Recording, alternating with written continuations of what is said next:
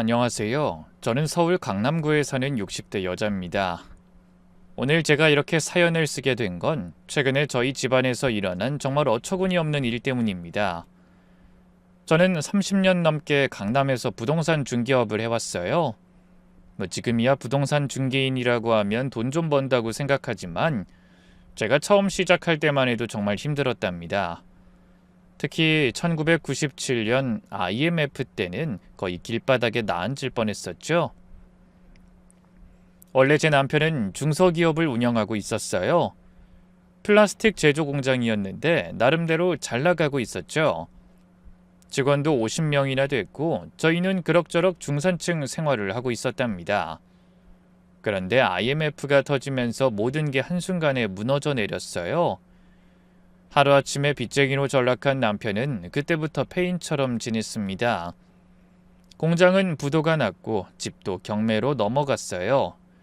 결국 저희 가족은 지하 단칸방으로 이사를 가게 됐죠.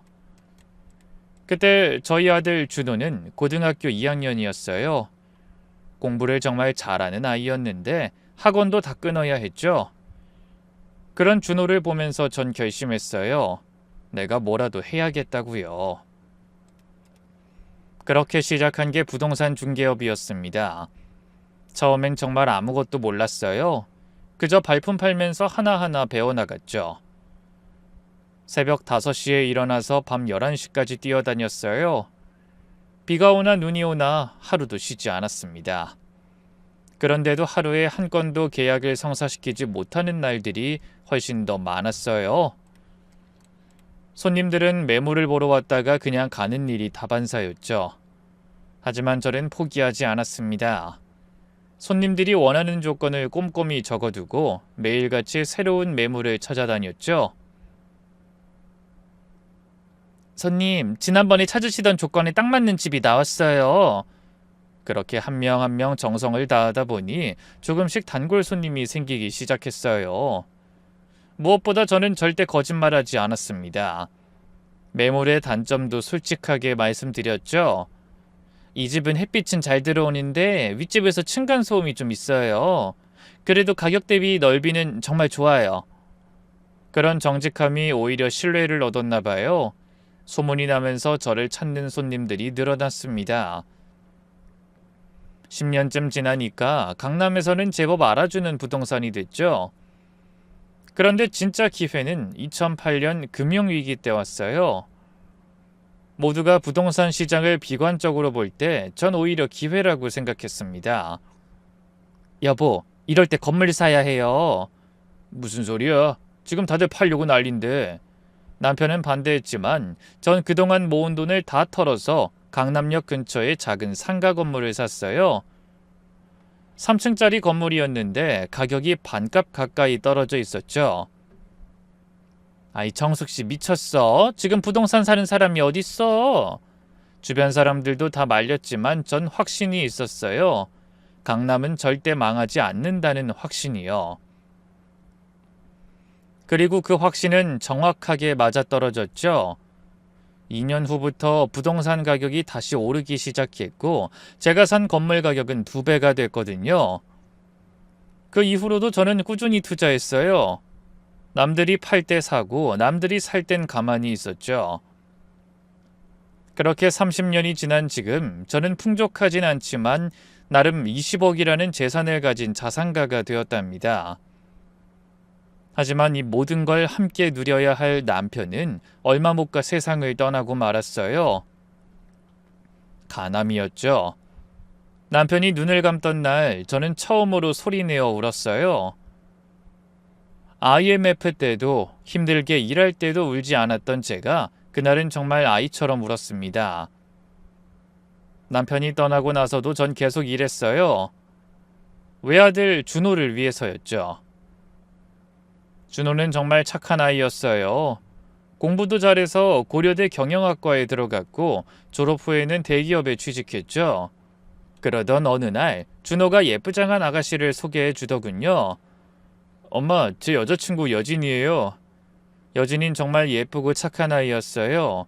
집안도 좋았고 무엇보다 준호를 진심으로 사랑하는 게 눈에 보였죠. 둘은 얼마 후 온 가족의 축하를 받으며 결혼을 했고 이듬해 손자 민준이가 태어났습니다. 당시 저는 너무 행복해서 눈물이 날 지경이었어요. 이렇게 행복한 노년을 보낼 수 있구나 싶었죠. 그런데 3년 전 청천벽력 같은 일이 일어났습니다. 하늘도 무심하시지. 여진이가 교통사고로 세상을 떠난 거예요. 비 오는 날 마트에서 장을 보고 오다가 신호를 무시하고 달려온 트럭에 치여서 말이죠. 준호는 그 자리에서 무너져 내렸어요. 저도 믿을 수가 없었죠. 방금 전까지만 해도 어머니 오늘 저녁에 뭐 드시고 싶으세요? 라고 전화하던 며느리가 이렇게 갑자기 떠나다니. 그때 민준이는 겨우 7살이었어요. 엄마가 어디 갔냐고 계속 물어보는 민준이를 보면서 저는 매일 밤 눈물로 지새웠답니다. 할머니, 엄만 언제 와요? 엄마 보고 싶어요. 민준아, 엄만 하늘나라에 갔어. 하지만 민준이를 하늘에서 지켜보고 있을 거야. 준호는 아내를 잃은 충격으로 우울증에 시달렸어요. 회사도 제대로 못 나가고 민준이를 돌보는 것도 벅차있죠. 그래서 제가 민준이를 거의 키우다시피 했습니다. 그렇게 1년이 지났을 때였어요. 준호가 갑자기 맹장염에 걸려서 수술을 받게 되었는데 글쎄 바로 그 병원에서 생각지도 못한 사람을 만나게 되었답니다. 안녕하세요. 전 박준호 씨 담당 간호사 김수진입니다. 수진이는 35살의 간호조무사였어요. 저는 수진이에게 아주 좋은 첫인상을 받았어요. 제 아들 준호를 정말 정성껏 간호해줬거든요. 매일 병실에 와서 상태를 확인하고 불편한 건 없는지 물어봤죠. 괜찮으세요? 혹시 진통제가 더 필요하시면 말씀해 주세요. 준호도 수진이의 친절함에 마음이 열렸나 봐요. 퇴원하고 나서도 연락을 주고받더니 한 달 후엔 사귀게 되었다고 하더라고요. 저는 준호가 수진이를 만나는 것이 참 좋았어요. 수진이는 요즘 아가씨답지 않게 싹싹한 성격인데다가 무엇보다도 우리 손주 민준이를 예뻐해주는 것 같았거든요. 그런데 나중에 알고 보니 수진이는 사실 고아원 출신이라고 하더군요. 고아원 출신이라는 말에 솔직히 처음엔 좀 걱정이 됐어요. 하지만 수진이가 성실하게 살아온 모습을 보니 오히려 대견했죠. 혼자 힘으로 간호조무사 자격증을 따고 병원에서도 인정받는 직원이 된 거니까요. 결국 준호는 수진이와 사귄 지 6개월 만에 재혼을 결정했어요. 저도 찬성했죠. 준호에게도 민준이에게도 새로운 가족이 필요했으니까요. 결혼식은 조촐하게 했어요. 수진이가 가족이 없다 보니 하객도 별로 없었죠. 그래도 수진이는 행복해 보였어요. 어머님 정말 감사해요. 절 며느리로 받아주셔서. 저 앞으로 어머님께 정말 잘할게요. 결혼 후 며느린 준호와 민준이에게 정말 최선을 다했어요. 매일 아침 일찍 일어나서 준호의 출근 준비를 도와주고 민준이도 꼼꼼하게 챙겨줬죠. 시어머니인 저한테도 정말 잘했어요.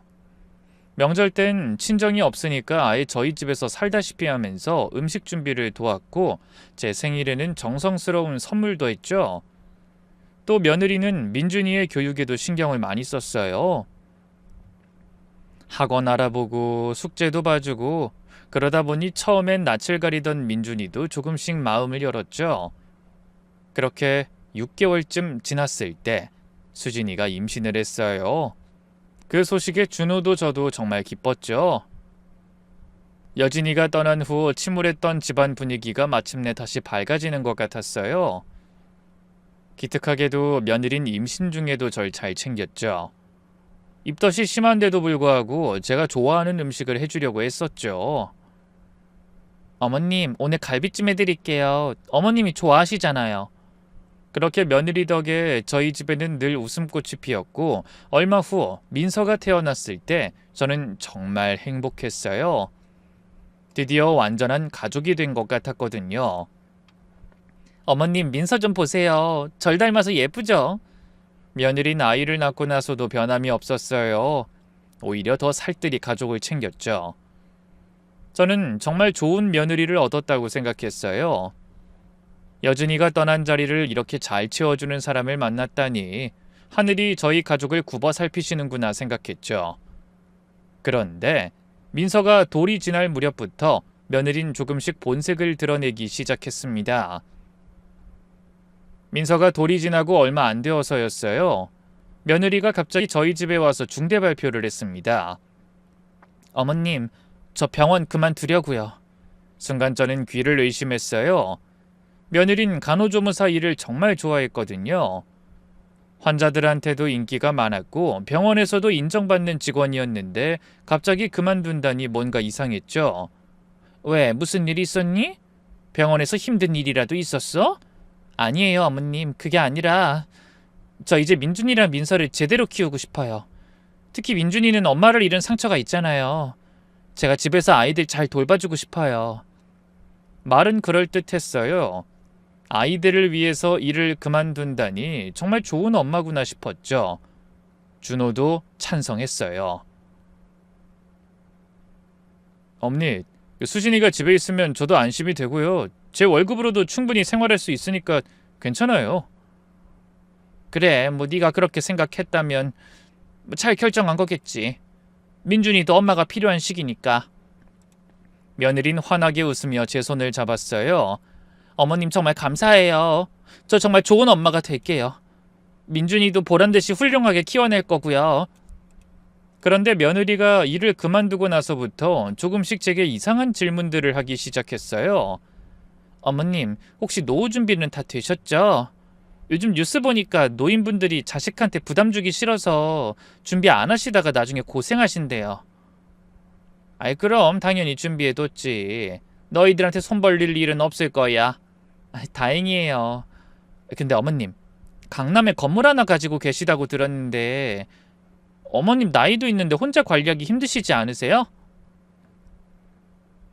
뭔가 재산 규모를 떠보는 것 같은 느낌이 들었지만 그땐 그냥 넘어갔어요. 아니 뭐 그럭저럭 할만해. 관리업체에서 다 알아서 해주니까.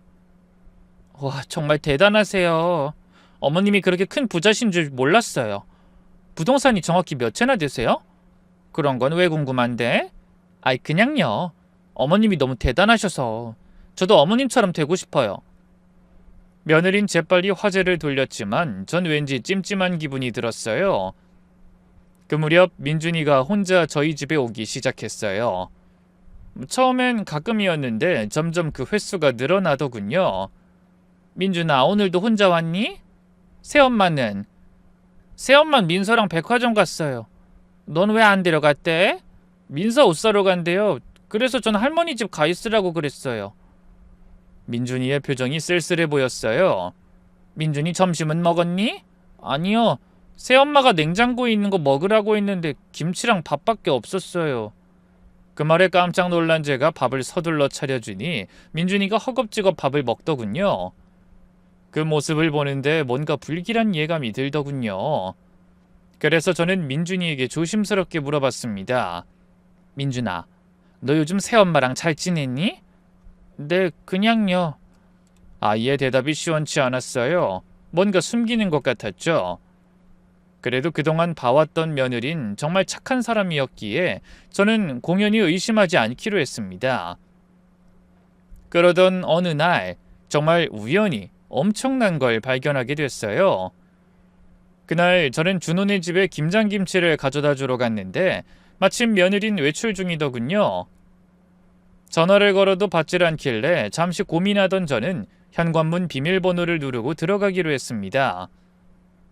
며느린 늘 저에게 딸 같은 며느리가 되고 싶다며 전에 집 비밀번호를 알려줬거든요. 냉장고에 김치를 넣어두고 얼른 돌아서 나가려는데 현관 신발장 근처에 떨어진 영수증이 하나 보이더군요. 아무 생각 없이 그 영수증을 집어서 본 순간 저는 제 눈을 의심하게 되었답니다. 샤넬 강남점 450만원. 아니, 준호 월급이 500만원 정도일 텐데 어떻게 이런 명품을 살 수 있지?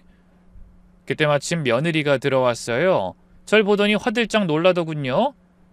아니나 다를까 며느리의 어깨에는 명품백이 걸려 있었죠. 저는 며느리에게 물었어요. 예, 이 영수증 뭐니? 너네 애가 둘인데 이렇게 명품을 사고 사치를 하면 어떡해? 며느린 순간 얼굴이 하얗게 질리더니 이내 어색하게 웃으며 변명을 하기 시작하더군요. 아, 그거요? 이거 제 친구가 명품백 중고로 싸게 넘긴다고 해서 산 거예요. 영수증은 친구가 원래 샀을 때 거예요. 전 정말 싸게 샀어요. 원래 가격의 한 10분의 1 정도? 그럴듯한 설명이었지만 뭔가 석연치 않았어요. 그 다음부터는 저는 며느리를 유심히 관찰하기 시작했죠. 근데 며느린 제가 자기를 의심하기 시작했다는 것을 눈치챈 것인지 그날 이후 행동을 조심하더군요. 그러던 어느 날 생각지도 못한 사람이 제게 전화를 걸어왔는데 바로 민준이 학교 담임 선생님이었습니다. 할머님, 저 민준이 담임입니다.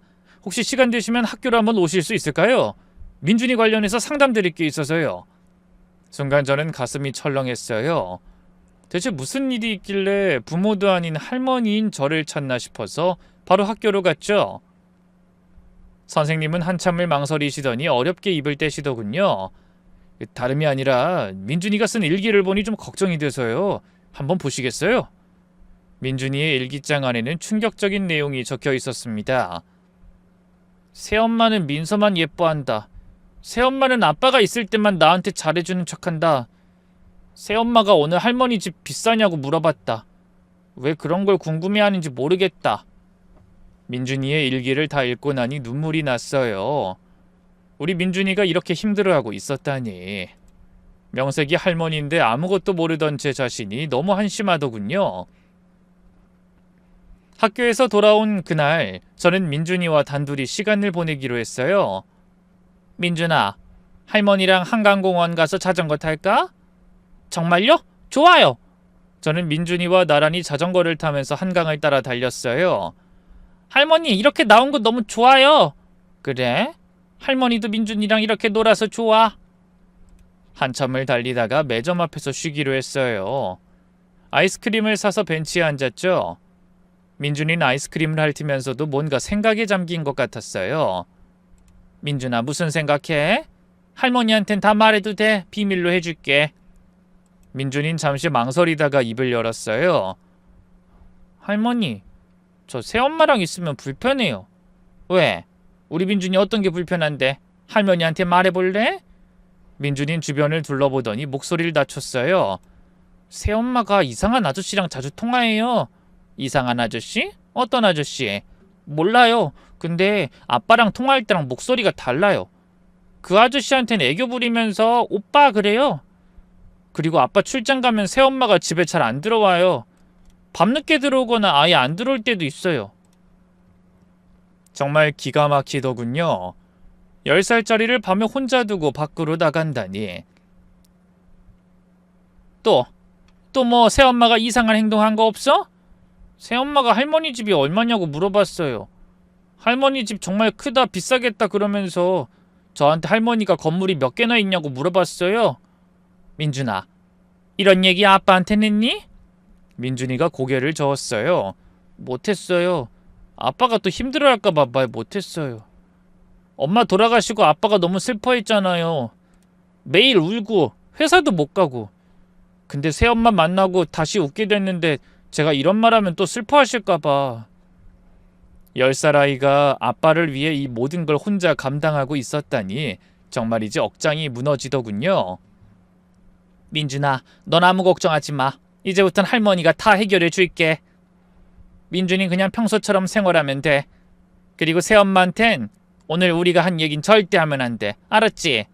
네, 할머니. 그날 저녁 집에 돌아와서도 민준이가 한 말들이 계속 머릿속을 맴돌았어요.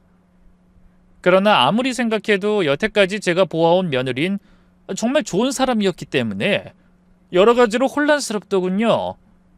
그래서 다음 날 아침 전 눈을 뜨자마자 며느리가 일했던 병원으로 향했어요. 거기에 가면 며느리에 대한 정보를 얻을 수 있지 않을까 하는 생각에서였죠. 먼저 저는 건강검진을 받으러 왔다는 핑계로 병원에 들어갔습니다. 그리고 접수를 하면서 안내데스크 직원에게 자연스럽게 물어봤어요. 혹시 김수진 간호사 아직 여기서 일하나요? 아, 김수진 선생님이요? 그만둔 지 꽤 되셨어요. 아, 그래요? 아유, 아쉽네요. 뭐 좀 물어볼 게 있었는데. 그때 옆에 있던 나이든 간호사가 끼어들더군요. 근데 환자분, 김수진 간호사는 왜 찾으세요? 아, 네, 별건 아니고 그냥 제가 작년에도 이 병원 왔었는데 그 간호사가 기억에 남아서요. 그러자 그 간호사는 주변을 둘러보더니 작은 목소리로 말했어요. 혹시 환자분도 뭐 잃어버리셨어요? 네? 뭘 잃어버리다뇨? 그게 김수진 간호사가 담당했던 환자들이 소지품 없어졌다고 몇 번 신고하는 경우가 있었거든요. 특히 VIP 병동에서. 아우, 이런 말 하면 안 되는데 죄송해요. 그 말을 끝으로 그 간호사는 황급히 자리를 떴고 전 이대로는 안 되겠다 싶어서 결국 흥신소 탐정을 고용하기로 했습니다. 어떤 일로 오셨습니까? 제 며느리 좀 조사해 주셨으면 해서요. 흥신소 직원은 이런 의뢰가 많다는 듯 담담하게 받아들였어요. 구체적으로 어떤 부분을 조사해 드리면 될까요? 우리 아들 만나기 전에 어떻게 살아봤는지랑 최근에 누굴 만났는지 뭘 하는지 알고 싶어요. 알겠습니다. 기본 조사는 보통 일주일 정도 걸립니다. 비용이 만만치 않았지만 이건 꼭 필요한 일이었어요. 일주일 후 탐정에게서 첫 번째 보고가 왔어요. 사모님, 일단 중간 보고 드립니다. 매느님이 매주 화요일 낮 2시에 강남의 한 가라오케에 가시더군요. 그리고 그곳에서 한 남자를 만납니다. 신원조사 결과 이강우라는 38살 남자인데 그 가라오케 사장입니다. 탐정이 보여준 사진을 보니 젊고 잘생긴 남자였어요. 둘의 관계는 내연관계로 보입니다. 함께 모텔에 들어가는 것도 확인했고 사진도 확보해뒀습니다. 충격적이었지만 어느 정도 예상한 일이었어요. 근데 놀라운 이야기가 이어졌죠. 조사해보니 둘이 만난 지 5년도 넘었더군요. 주변 조사 결과 김수진 씨가 병원에서 일할 때부터 만났다고 합니다. 그리고 이강우는 유부남입니다. 아내와 아이가 둘 있죠. 저는 그 말을 듣는 순간 온몸에 소름이 돋았어요. 마치 누군가 제 뒤통수를 망치로 내려친 것 같은 충격이었죠. 5년이라고요? 그럼 준호와 결혼하기 전부터 이미 다른 남자가 있었다는 얘기잖아요. 내가 그동안 뭘 본 거지? 저 여자의 연기에 완전히 속았구나. 가슴이 답답해서 숨이 잘 쉬어지지 않았어요. 저는 잠시 눈을 감고 심호흡을 했죠. 하지만 충격적이게도 며느리의 정신 나간 짓은 여기서 끝이 아니었습니다. 그리고 금융조사도 했는데 며느님이 집담보로 최근 1억을 대출받으셨더군요. 뭐라고요? 말도 안 돼. 확실한 건가요? 네. 그리고 그 돈 대부분은 이강호의 빚을 갚는 데 쓰였고 일부는 명품 구매에 사용된 걸로 보입니다. 순간 현기증이 났어요. 제 며느리가 제 아들의 아내가 그런 인간 쓰레기였다니. 제일 화가 나는 건 제가 그 여자를 믿었다는 거였어요. 고아원 출신이라고 해서 오히려 더 챙겨주고 친정이 없으니까 더 따뜻하게 대해줬는데 인두껍을 쓰고 사람이 어떻게 이럴 수가 있을까요? 그런데 분노보다 더 큰 감정은 배신감이었어요. 명절 때마다 어머님 사랑해요 하며 안기던 그 여자가 매일 아침 제 건강을 걱정하던 그 여자가 전부 다 거짓이었구나. 전부 다. 제 눈에서 눈물이 흘렀어요. 30년 넘게 장사하면서 온갖 사람들을 겪어봤다고 자부했는데 정작 제일 가까운 사람한테 이렇게 속다니. 지금 생각하면 제가 얼마나 바보 같았는지. 준호가 행복해하니까 민준이가 조금씩 웃음을 되찾으니까 그것만으로 만족했었는데 제가 너무 안일했던 거였죠. 그러니까 여태까지 우리 가족을 속이고 우리 돈으로 다른 남자 빚을 갚아주고 그랬다는 거죠. 그런 여자를 내가 며느리라고 가족이라고 믿고 있었다니. 제 자신이 한없이 한심하고 어리석게 느껴졌어요. 하지만 이제라도 알았으니 다행이라고 생각해야겠죠. 더 늦기 전에, 우리 가족이 완전히 무너지기 전에 말이에요. 그때 탐정이 며느리를 미행하다가 통화 내용을 녹음했다며 녹음기를 트는데 저는 다시 한번 기절할 뻔했답니다. 오빠, 조금만 더 참아. 곧 시어머니 재산 받을 수 있을 것 같아. 요즘 보면 건망증이 좀 있으신 것 같아. 잘하면 후견인 신청해서 내가 그 돈 빼돌릴 수 있을 것 같아. 그럼 그 돈으로 오빠 사업 크게 할 수 있을 거야. 그때까지 조금만 참아. 듣는 내내 온몸이 떨렸어요. 이것이 바람을 피운 것도 모자라서 내 재산까지 노리고 있었구나. 사모님, 더 조사할까요? 네, 계속해주세요. 더 확실한 증거가 필요해요. 며칠 후 탐정에게서 추가 보고가 왔어요. 김수진 씨가 최근 부동산 중개업자를 여러 번 만났습니다. 사모님 소유 건물에 대해 문의를 했다더군요. 알아보니까 이강우가 최근 도박으로 3억 정도 빚을 졌다고 합니다. 아마 며느님이 그것 때문에 급하게 움직인 것 같습니다. 어떻게든 돈을 마련해야 하니까요. 어떻게 하시겠습니까? 법적 대응하실 거라면 조사 중단하고 여태까지 모은 증거 자료 정리해서 넘겨드리겠습니다. 아니요, 좀 더 기다려주세요. 일단 먼저 확인해야 하는 게 있어요.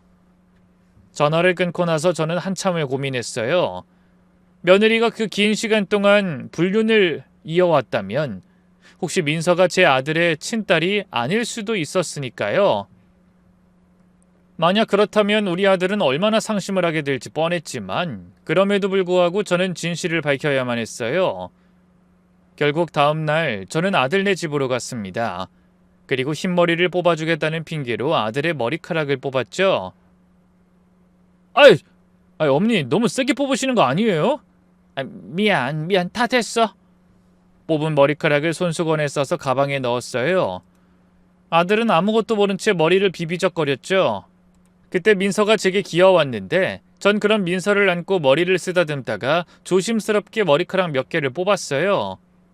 다행히 민서는 아무것도 모르는 것 같았죠. 전 바로 유전자 검사센터로 향했어요. 친자 확인 검사하려고 하는데요. 네, 검체는 준비하셨나요? 떨리는 손으로 머리카락을 건넸어요. 결과는 일주일 정도 걸립니다. 결과를 기다리는 동안 정말이지 매일이 지옥 같더군요. 밥도 제대로 넘어가지 않았죠.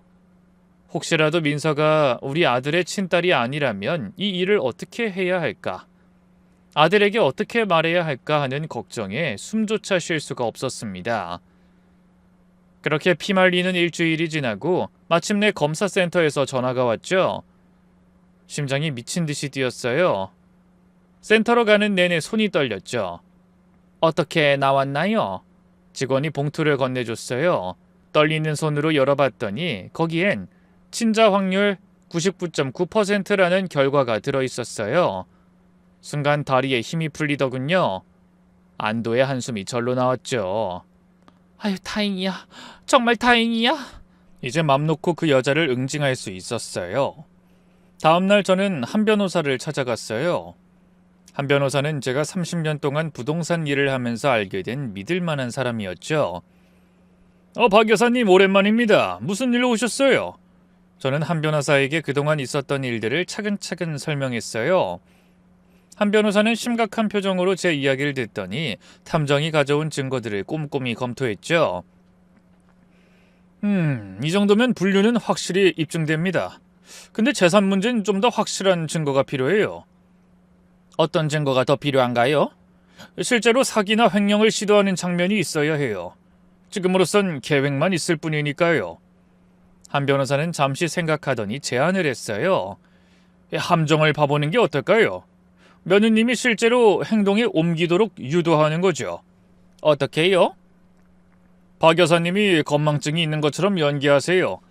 그럼 며느님이 기회라고 생각하고 움직일 겁니다. 그리고 녹음기를 설치하는 게 좋겠어요. 며느님 방이나 거실에요. 그날 이후 저는 본격적으로 복수를 준비하기 시작했어요. 먼저 초소형 녹음기를 여러 개 구입했죠. 인터넷으로 주문하니 다음날 바로 오더군요. 저는 며느리가 집을 비운 시간을 노려 아들 집으로 갔어요. 그리고는 안방에 들어가 녹음기를 설치했죠. 거실에도 녹음기 2개를 설치했어요. 그리고 그날부터 저는 아들 집에 수시로 드나들며 치매에 걸린 척 연기를 시작했습니다. 어머님, 저 시장 좀 다녀올게요. 뭐 필요한 거 있으세요?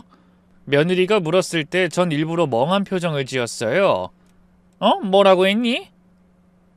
시장? 아니야, 없어. 어머님 요즘 자주 깜빡하시는 것 같아요. 괜찮으세요?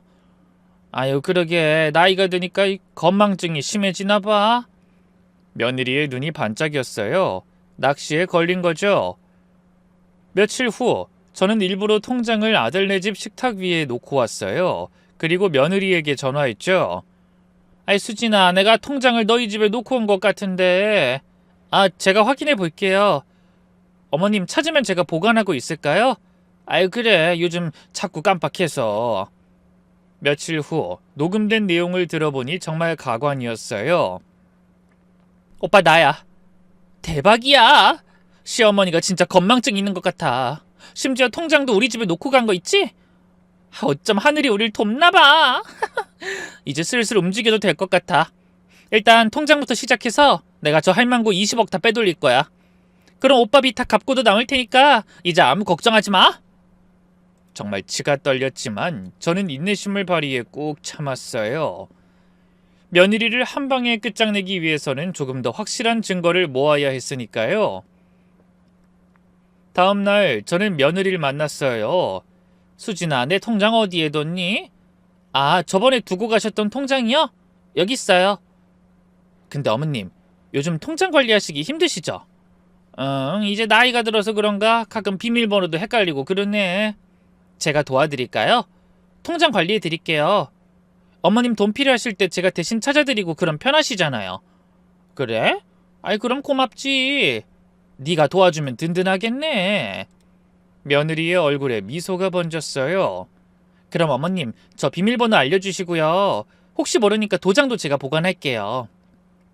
중요한 거니까 잃어버리시면 안 되잖아요. 주시는 김에 어머님 신분증이랑 이런 것도 저한테 맡기세요. 제가 안전하게 보관할게요. 저는 망설이는 척하다가 동의했어요.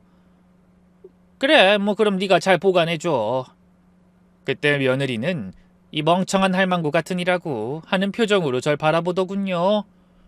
하지만 저 역시 같은 생각을 하며 겉으론 며느리에게 환하게 웃어줬죠. 그리고 이틀 후 저는 한 변호사와 함께 은행에 갔어요. 제 명의로 대출 신청이나 계좌 변경 신청이 있었는지 확인해 주세요. 은행 직원이 확인하더니 놀란 표정을 지었어요. 어제 온라인으로 대출 신청이 있었네요. 5억 원 신청이고요. 예상대로 며느린 제 통장과 도장을 가지고 대출을 받으려고 했던 거예요. 한 변호사가 즉시 대응했어요. 이건 명백한 사기 미수입니다. 즉시 신고하겠습니다. 잠깐만요. 아직은 아니에요. 저는 한 변호사를 말렸어요. 왜요? 이미 충분한 증거가 있는데. 준호가, 우리 아들은 아직 아무것도 몰라요. 제가 먼저 알려야 해요. 한 변호사가 고개를 끄덕였어요. 그것도 맞는 말씀이네요. 충격이 클 텐데. 집으로 돌아오는 내내 마음이 무거웠어요. 아들에게 어떻게 말해야 할까? 여진을 잃고 이제야 겨우 다시 일어선 아들인데. 하지만 일이 이렇게까지 된 이상 더 이상 피할 순 없었죠. 다음 날 저는 아들을 조용히 따로 불러냈어요. 어머니, 무슨 일이세요? 표정이 안 좋으신데. 저는 준호를 앉히고 차를 한 잔 따라줬어요. 준호야, 엄마가 할 말이 있는데 너무 놀라지 말고 들어. 저는 서류 봉투를 꺼냈어요. 손이 떨렸지만 꾹 참았죠. 민서 엄마에 대한 거야. 저는 천천히 하나하나 설명하기 시작했어요. 불륜, 집 담보대출, 그리고 제 재산을 노리는 시도까지. 아들은 처음엔 믿지 않으려 했어요. 그럴 리가, 수진이가 그럴 리가 없어요. 준호야, 여기 증거가 다 있어. 저는 아들에게 사진과 녹음 파일을 하나씩 보여줬어요. 그러자 아들의 얼굴이 점점 창백해졌죠. 그러더니 갑자기 미친 사람처럼 웃기 시작하더군요.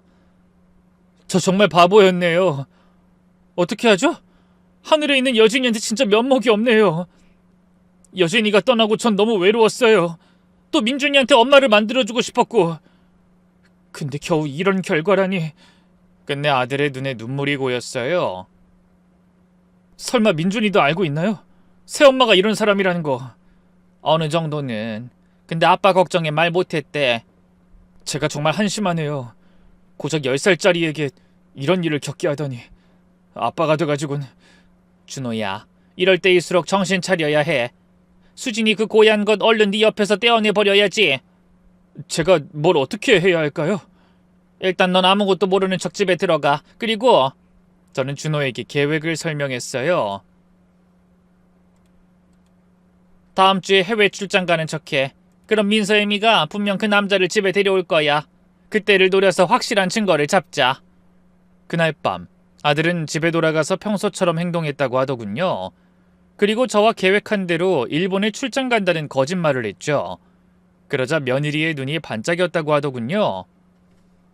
아들은 그런 며느리를 보면서 속으로 얼마나 역겨웠을까요? 그래도 저희 모자는 완벽한 복수를 위해서 꾹 참았답니다. 그렇게 끔찍한 며칠이 지나고 복수의 그날이 다가왔어요. 아들은 일본에 가는 척 캐리어까지 끌고 나갔죠. 그러자 예상대로 며느리가 불륜남을 집으로 끌어들이더군요. 저는 아들과 함께 즉시 그 집으로 들이닥쳤어요. 문을 열고 들어가니 안방에서 불빛이 새어나오고 있더군요. 그리고 두 년놈들의 역겨운 웃음소리가 들렸죠. 문틈으로 조용히 들여다보니 며느리가 이강우와 와인을 마시고 있더군요. 제 아들의 웨딩 사진이 걸린 방에서 말이죠.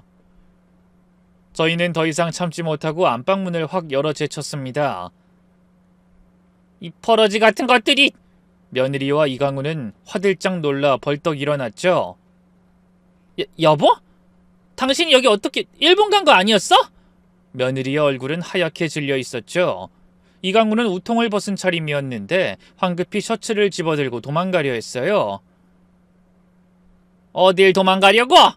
저는 잽싸게 문 앞을 막아섰어요. 비켜요. 이 늙은이가 미쳤나. 이강우가 버럭 소리를 질렀지만 전 꿈쩍도 하지 않았죠. 그래, 나 미쳤다. 그러는 너는 제정신이라서 남의 마누라랑 바람 피웠냐?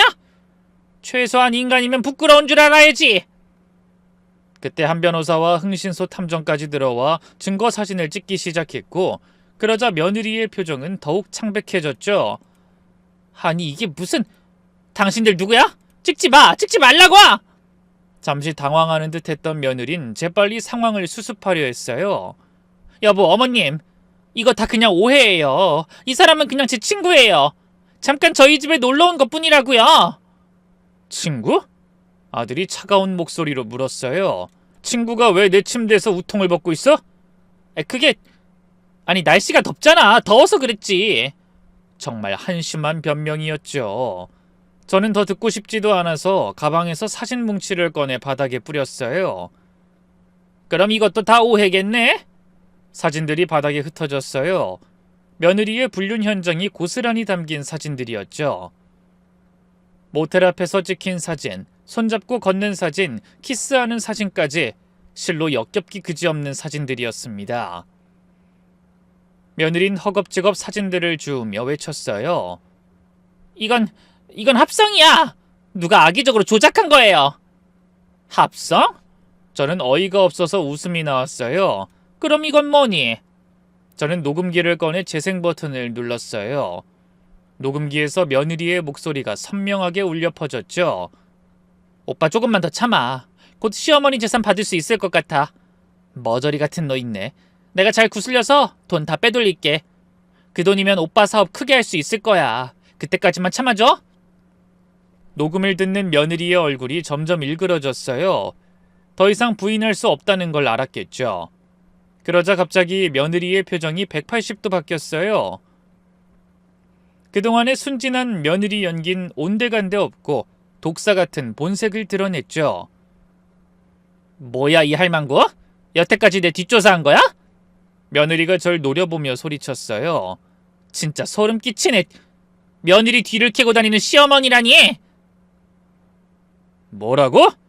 며느리의 말에 아들이 화를 냈지만 며느린 멈추지 않았어요. 왜? 내가 틀린 말 했어? 세상에 어떤 시어머니가 며느리를 감시하고 탐정까지 붙여? 진짜 정신병자 아니야? 그러자 불륜남 이강우도 옆에서 거들더군요. 맞아요. 이런 건 사생활 침해예요. 고소할 거야. 바퀴벌레 같은 것들이 쌍으로 저렇게 나오니 한 변호사가 나섰어요. 글쎄요. 불법 대출에 사기 미수까지 저지른 사람들이 할 소리는 아닌 것 같은데요. 어디 경찰서에 가서도 그 얘기 똑같이 할 수 있는지 한번 보죠. 한 변호사의 말에 이강우는 찌질하게 입을 다물어 버리더군요. 그런데 며느린 대체 무슨 자신감인지 여전히 큰 소리를 쳐댔습니다. 그래, 나 바람 폈어. 근데 그게 이렇게까지 할 일이야? 사람이 살다 보면 실수도 좀 할 수 있는 거지. 그 입 닥쳐. 그게 네가 지금까지 한 모든 일의 변명이 된다고 생각해? 그래서 어쩔 건데? 며느리가 갑자기 자세를 바꿨어요. 허리에 손을 올리고 턱을 치켜들더니 그동안 숨겨왔던 진짜 모습을 드러내기 시작했죠. 야, 너희들 진짜 웃기네? 내가 뭘 그렇게 잘못했다고 이 난리야? 며느리는 어느새 말투까지 완전히 달라져 있었어요. 존댓말은커녕 반말에 욕설까지 섞어가며 소리를 질렀죠. 내가 이렇게 어리고 예쁜데 너 같은 찌질한 남자랑 살아줬잖아. 맨날 죽은 마누라 타령이 나고 애새끼 때문에 스트레스 받아가면서. 뭐? 애새끼? 그래, 민준이 그 새끼. 맨날 날 의심하는 눈으로 쳐다보긴 하고 아주 거슬렸어. 내 자식도 아닌데 왜 내가 챙겨야 돼? 저는 너무 충격을 받아서 말이 나오지 않았어요. 그동안 착한 며느리인 줄 알았던 여자가 이런 독사 같은 계집애였다니. 아들도 마찬가지였어요. 믿을 수 없다는 표정으로 며느리를 쳐다봤죠. 너 여태 정말 그런 생각하고 있었어? 당연하지. 너 같은 찌질이랑 사는 게 얼마나 지옥인 줄 알아? 그나마 강우 오빠가 있어서 견딘 거야. 됐고, 까짓 거 이혼하자. 대신 양육비로 월 500만 원씩 내놔. 민서는 내가 키울 거니까.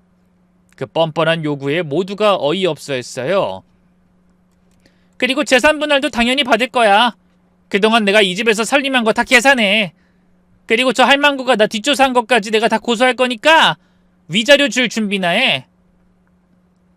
며느리의 말에 아들이 허탈하게 웃었어요. 정말 끝까지 뻔뻔하구나. 내 권리를 찾는 게 뻔뻔해? 바로 그때 한 변호사가 앞으로 나섰어요. 김수진 씨, 잠깐만요. 뭐야 당신은? 저는 박준호 씨의 법률 대리인입니다. 한 변호사가 서류를 꺼내들었어요. 첫째, 분류는 이혼의 유책사유입니다. 이 경우 위자료를 받기는커녕 오히려 김수진 씨가 박준호 씨에게 위자료를 지불해야 합니다. 둘째, 혼인 기간 중 배우자 명의로 무단 대출을 받은 것은 사기죄에 해당합니다. 1억이면 실형이 가능한 금액이죠. 셋째, 시어머니의 재산을 노리고 도장과 통장을 이용해 대출을 시도한 것은 사기 미수죄입니다.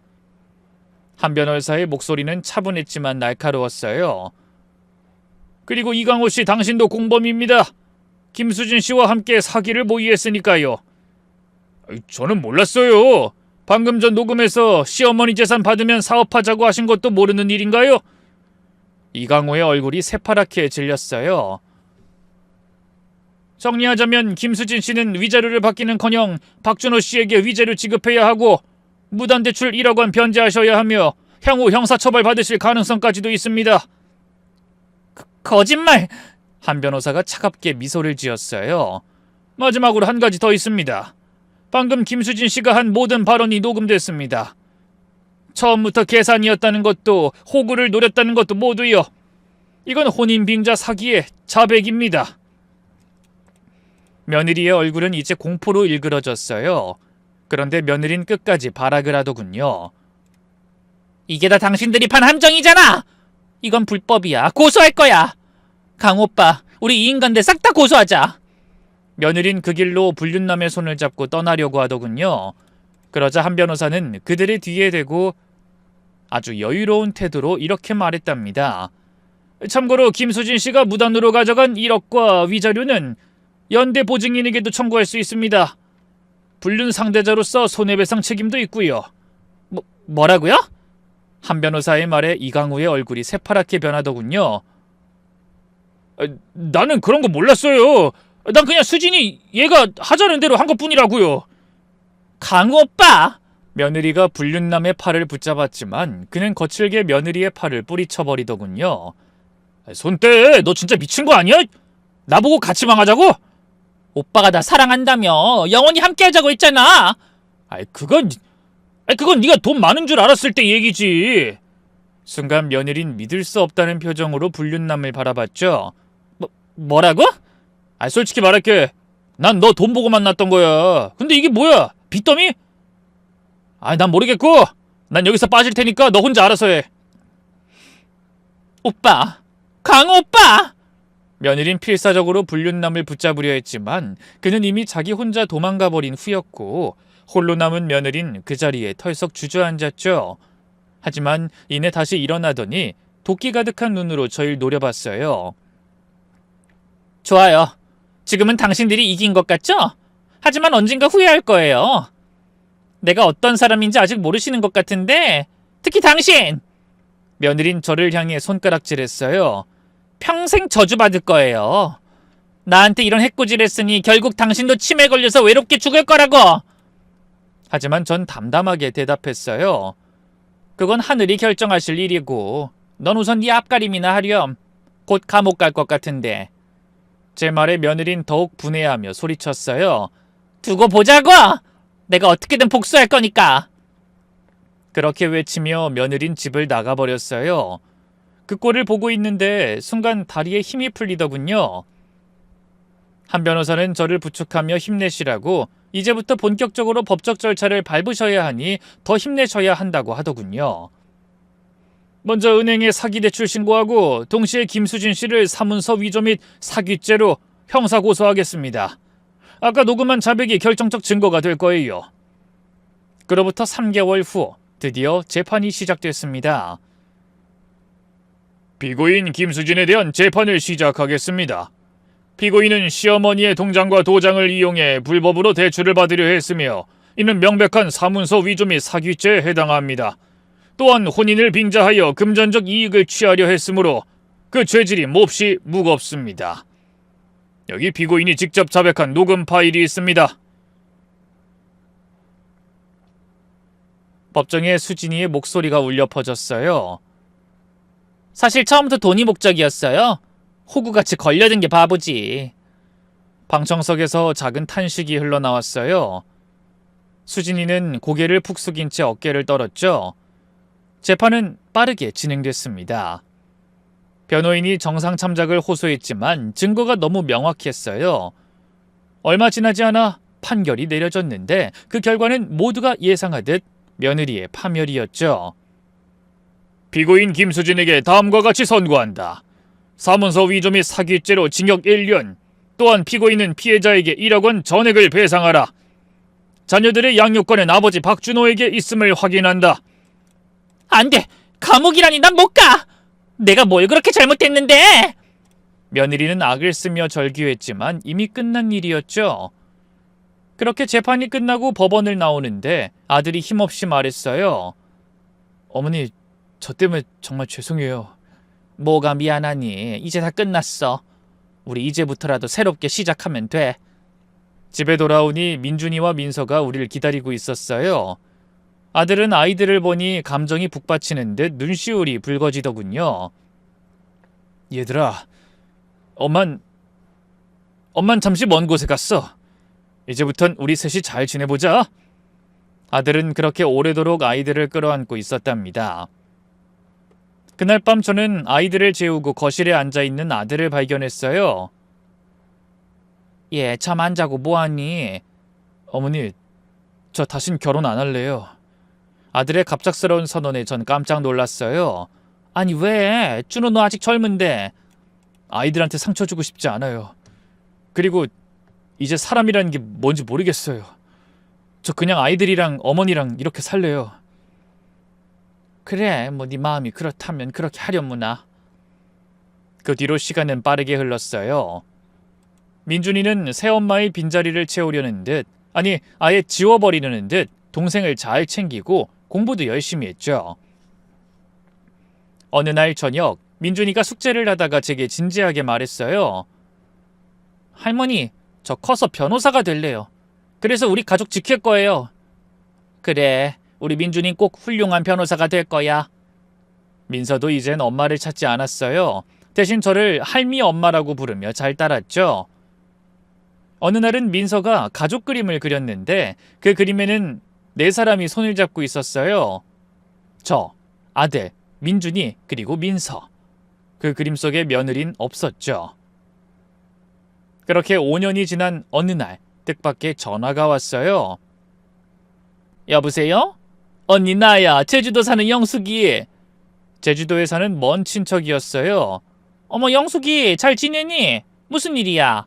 언니 옛날 며느리 있잖아. 그 사람 여기 제주도에 와서 산다?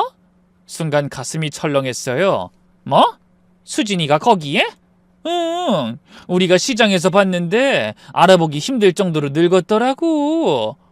근데 언니, 영숙이가 잠시 말을 멈추더니 조심스럽게 이어갔어요. 걔 있잖아. 60대 할아버지랑 같이 있더라고. 시장 사람들 말 들어보니까 그 할아버지 집에 간병인 겸 첩으로 살고 있대. 늙은 영감 수발 들면서 산다더라. 근데 그 할아버지가 술주정뱅이에 구두쇠라고 소문났거든. 돈은 많은데 한 푼도 안 쓰는 사람이래. 모르긴 몰라도 걔 집에 고생 좀 할 거야. 저는 복잡한 심정으로 전화를 끊었어요. 그날 저녁 아들에게 그 얘기를 했더니 아들은 씁쓸하게 웃었어요. 그 사람 답네요. 또 돈 많은 남자 찾아간 거군요. 그래도 60대 할아버지 간병인이라니. 하필 그런 집에서 그 꼴로 살 거는 또 뭐니? 자업자득인 거겠죠. 그때 민준이가 거실로 나오며 물었어요. 아빠 누구 얘기예요? 아니야 아무것도 아니야. 숙제 다 했니? 네 할머니. 저 이번에 전교 5등 했어요. 정말? 우리 민준이 대단하네. 그렇게 저희 집엔 밝은 웃음소리가 집안을 가득 채웠어요.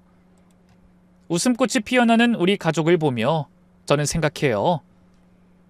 김수진 그것은 이 행복을 모두 제 발로 차버렸구나. 돈과 욕심에 눈이 멀어 진짜 소중한 것을 놓쳐버렸구나 하는 생각 말이죠. 돈만 줬다가 결국 늙은 남자의 간병인 신세라니. 하지만 동정심은 들지 않았어요. 모든 건 인과응보, 자기가 선택한 길이었으니까요. 김수진은 아마 죽을 때까지 후회하겠죠. 하지만 이젠 정말로 상관없었어요. 이제 김수진과 우리는 명백한 남이었으니까요. 제 이야기는 여기까지입니다. 긴 이야기 들어주셔서 감사하고요. 여러분도 지금 내 옆에 있는 가족의 소중함을 잊지 않으시길 바래요. 안녕히 계세요.